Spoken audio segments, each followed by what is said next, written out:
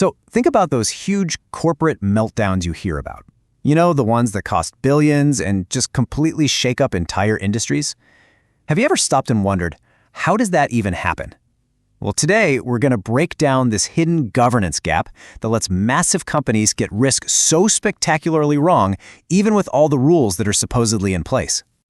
All right, let's just dive right in, because this is the question that hangs over every single one of these corporate disasters. I mean, we've got boards of directors, we have audit committees, we have mountains of regulations, so why do these catastrophic failures just keep on happening? Where is the disconnect? Researchers have been wrestling with this for years. And a really critical study back in 2008, right in the middle of the financial crisis, they just put it bluntly. They said there's this massive gap between the idea of a board overseeing risk and what actually goes down inside that boardroom.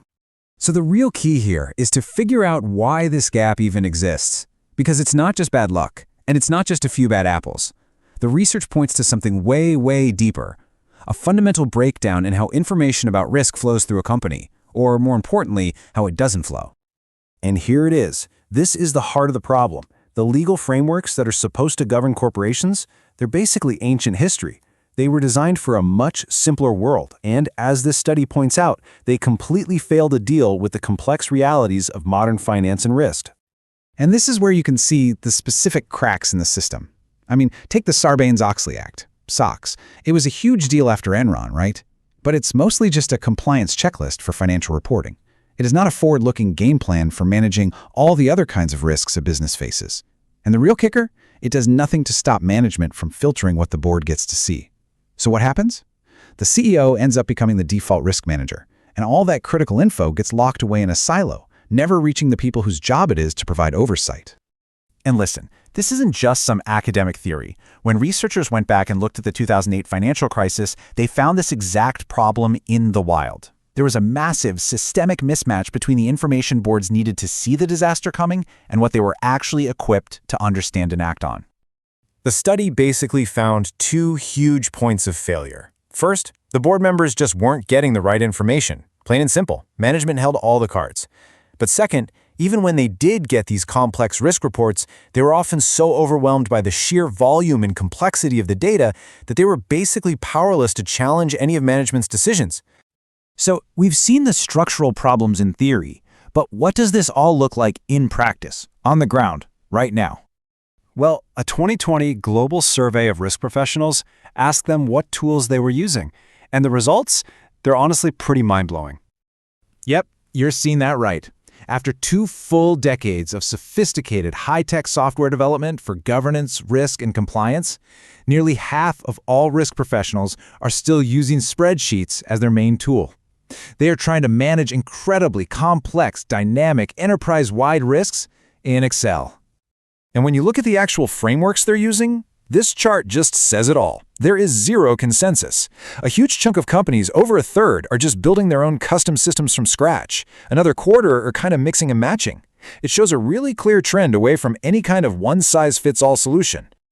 Okay, so you've got this messy, fragmented world of tools and frameworks. What do?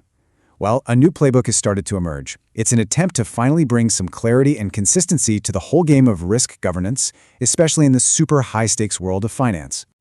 And this new way, it is a huge shift in thinking.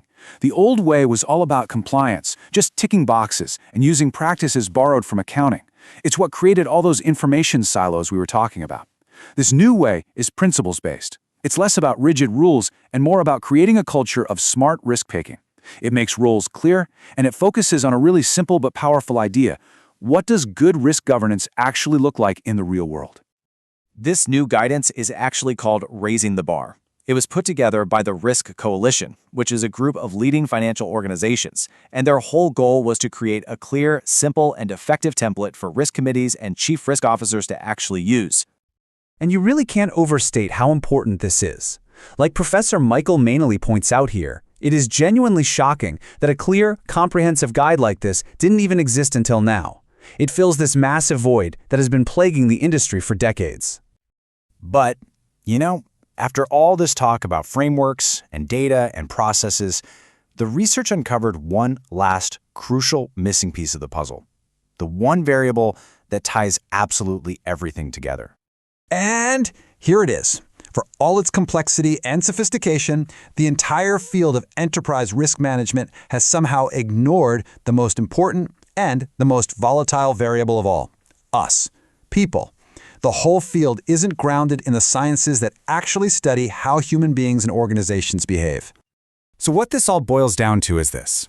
We've spent decades trying to perfect the processes, the controls, the technology, but these incredibly detailed frameworks completely overlook the human element. They don't account for our built-in biases, the pressures of groupthink, or how we all make decisions when we're under stress. Because at the end of the day, every single decision, every success, and every failure, it all comes down to people. And that leaves us with a final, really provocative thought. Have we become so focused on building the perfect risk management machine that we've completely forgotten about the person who's supposed to be running it? Maybe the next great leap forward in managing risk won't come from a better framework or a fancier piece of software, but from a much, much deeper understanding of ourselves.